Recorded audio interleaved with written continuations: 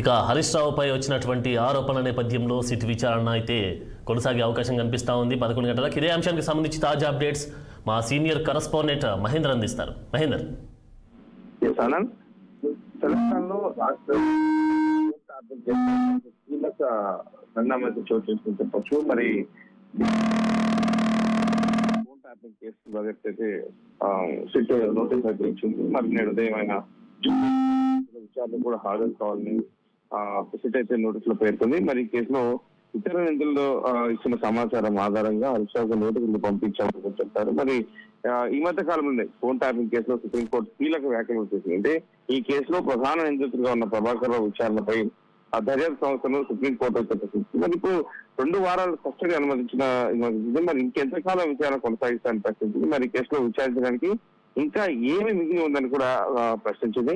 మరి ప్రభాకర్ రావు విచారణ త్వరగా పూర్తి చేయాలని సుప్రీంకోర్టు అయితే ఆదేశించింది. మరి ఈ నేపథ్యంలో వైపు అంతా నడుస్తున్న క్రమంలోనే మరి నేడు తాజాగా హరీష్ రావు గారి నోటీసులు రావడం అనేది చర్చనీయాంశంగా మారింది. మరి హరీష్ రావు ఈ సమయంలో నోటీసులు రావడం, మరోపక్క ముఖ్యమంత్రి అంటే తెలంగాణలో లేకముందు ఆయన వేరే దేశం వెళ్ళినప్పుడు మాత్రమే ఇటు బీఆర్ఎస్ నేతలకు నోటీసులు రావడం కూడా ఒకంత దీంట్లో చూసుకోవచ్చు. మరి ఇప్పుడైతే మరోసారి ఫోన్ ట్యాపింగ్ గురించి మాట్లాడినట్టయితే మరి ఇప్పుడు ఈ సంచలనం చూస్తున్న ఈ ఫోన్ ట్యాపింగ్ కేసులో మరి హరీష్ రావు అయితే ఇప్పుడే తన నివాసం నుండి బీఆర్ఎస్ కార్యాలయానికి వెళ్ళారు. అక్కడ నుంచి జూబ్లీస్ లోని కార్యాలయం కూడా ఆయన వెళ్తున్నారు.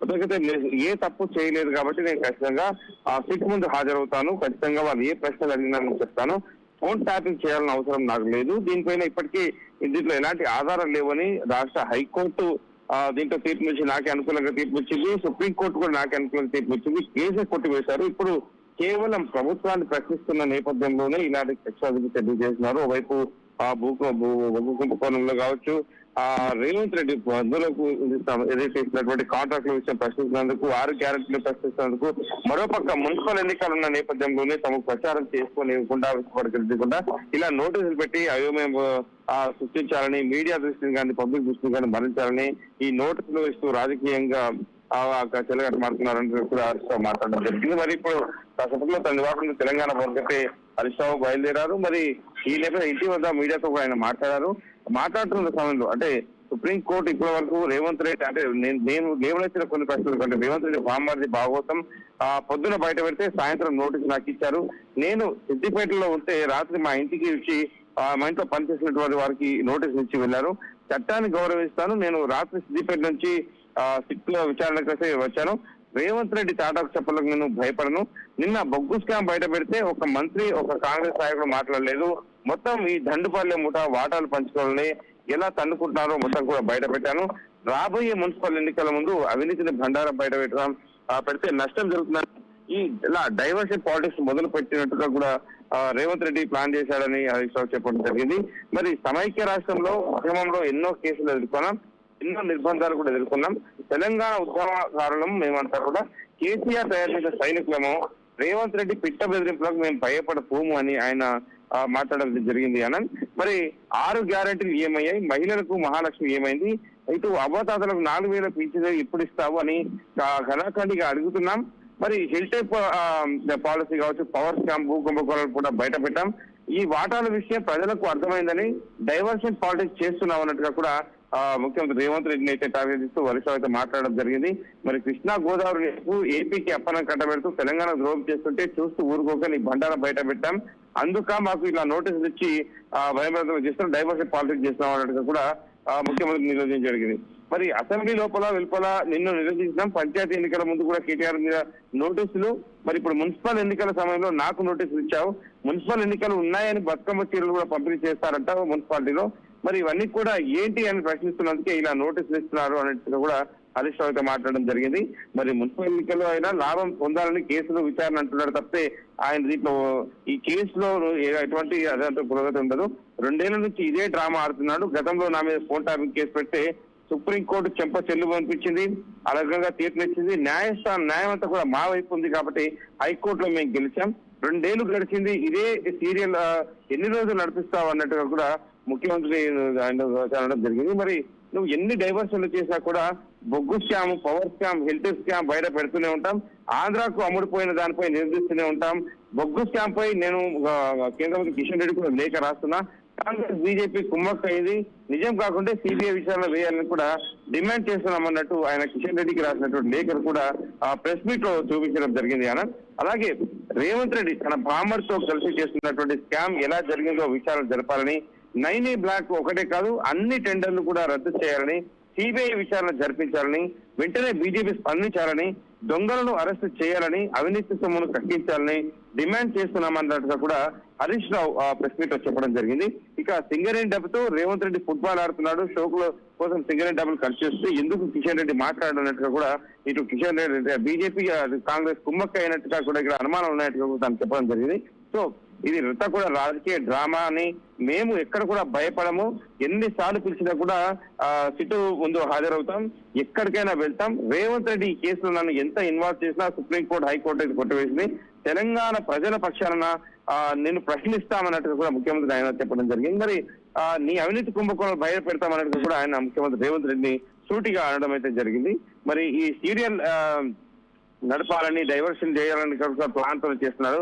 ఈ ఉమ్మడి మెదక్లో నేను పోటీ చేయను అన్నట్టుగా కూడా ఒక కాంగ్రెస్ నేత అనడం కూడా ఆయన ప్రెస్ మీట్ లో కూడా ఒక విషయం అయితే మాట్లాడడం జరిగింది. సో ఆ రకంగా కాంగ్రెస్ పరిస్థితి ఉందన్నట్టుగా కూడా ఆయన ప్రజలకు చెప్పే ప్రయత్నం చేశాడు. మరి ప్రజలే రేవంత్ రెడ్డికి బుద్ధి చెప్తారని, న్యాయంగా నేను మొత్తం న్యాయపరంగా ఎన్ని కేసులు పెట్టినా కూడా ఎదుర్కొంటానన్నట్టుగా కూడా హరీష్ రావు మాట్లాడుతూ ప్రెస్ మీట్ ఉంచుకొని ఆయన క్రమమే బీఆర్ఎస్ కార్యాలయానికి అయితే బయలుదేరాడు. అక్కడ నుంచి అంటే భారీ సంఖ్యలో ఇప్పటికీ కార్యకర్తలు అందరూ కూడా రావడం జరిగింది. మరి బీఆర్ఎస్ కార్యాలయం నుంచి సిట్టు విచారణ అధికారులు జూబ్లీస్ కి బయలుదేరుతారు.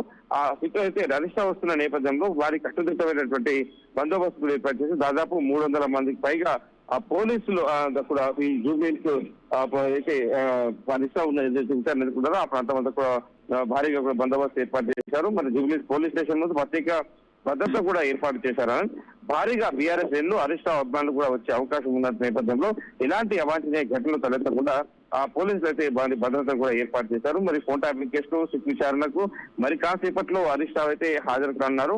మరి విచారణ ఎన్ని గంటలు జరుపుతారు, ఏ అంశాలు అంటే హరీష్ రావు ముందు పెట్టి విచారిస్తారు అనేది మాత్రం ఇంకా అంటే కొన్ని గంటల్లో అయితే తేలనుంది.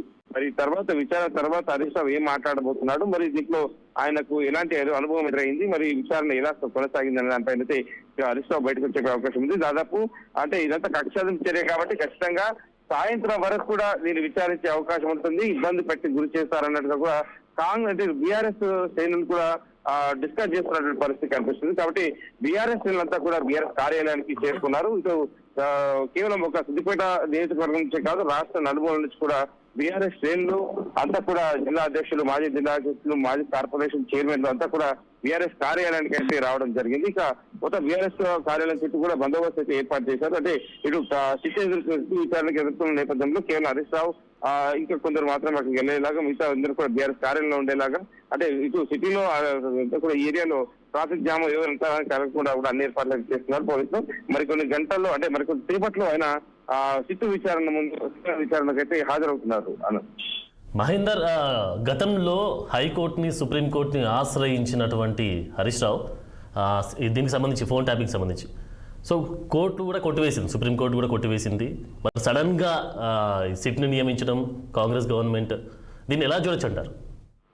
అంటే ఫోన్ ట్యాపింగ్ కేసులో సిట్టు విచారించిన తర్వాత ప్రభాకర్ రావు వాంగ్మూలాలు తీసుకున్నారు. ప్రభాకర్ రావు తర్వాత ఇంకొంతమంది అయితే మొదటి నుంచి కూడా దీంట్లో విచారణలు ఎవరైతే ఉన్నారో వారందరి వాంగ్మూలాల ఆధారంగా ప్రభాకర్ రావును వేసడం, ఫైనల్ గా ప్రభాకర్ రావును కూడా సుప్రీంకోర్టు అంటే అనుమతులతో ఆయన కూడా అరెస్ట్ చేసి మొత్తం విచారించడం జరిగింది. ఆయన కొన్ని పేర్లు కూడా ప్రస్తావించినట్టుగా కూడా గతంలో మనం విన్నాం.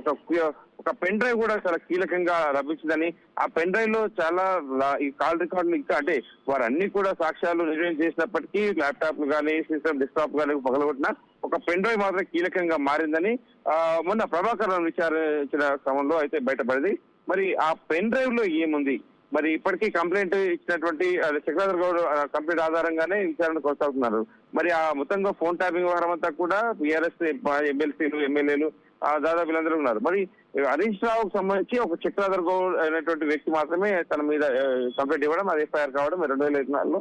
మరి అప్పుడు ఆ విచారణ కొనసాగుతుంది. మరి దాంట్లో ఇలాంటి ఆధారాలు లేవని సుప్రీంకోర్టు, హైకోర్టు కొట్టివేసింది. మరి ఇప్పుడు తాజాగా 2 ఉన్నత న్యాయస్థానాలు కూడా కొట్టివేసిన కేసులో మరొకసారి నోటీసులు ఇచ్చారంటే మరి దీంట్లో అంతర్యం ఏంటి? మరోవైపు ఈ నోటీసులు ఇచ్చిన క్రమంలోనే ముఖ్యమంత్రి రేవంత్ రెడ్డి కూడా అంటే ఫోన్ ట్యాపింగ్ వ్యవహారం చాలా సీరియస్ గా తీసుకున్నారు. ముఖ్యమంత్రి రేవంత్ రెడ్డి పదే ప్రస్తావించారు. కానీ ముఖ్యమంత్రి రేవంత్ రెడ్డి నిన్న ఉదయమైన దావోస్ ప్రయాణమయ్యారు. ముఖ్యమంత్రి రేవంత్ రెడ్డి అటు వెళ్ళగానే ఇటు బీఆర్ఎస్ కీలక నేతకు ఈ నోటీసులు రావడం చాలా అంటే చర్చనీయాంశంగా అయితే మారింది. మరి సుప్రీంకోర్టు క్లీన్ చిట్ ఇచ్చినా రేవంత్ రెడ్డి ప్రభుత్వం హరీష్ రావును వేధిస్తుందనైతే ఆయన ఇందాక మాట్లాడడం జరిగింది. మరి బీఆర్ఎస్ ఆరోపిస్తుంది. మరి తెలంగాణ నుంచి అదైతే భవన్ నుంచి అయితే సిట్ విచారణకు హరీష్ రావు అయితే వెళ్తున్నారు. మరి దీంట్లో ఆ ప్రస్తావన అయితే ఖచ్చితంగా ఉంది. అంటే ఇందాక ఒక ప్రశ్న కూడా ఉత్పన్నమైంది.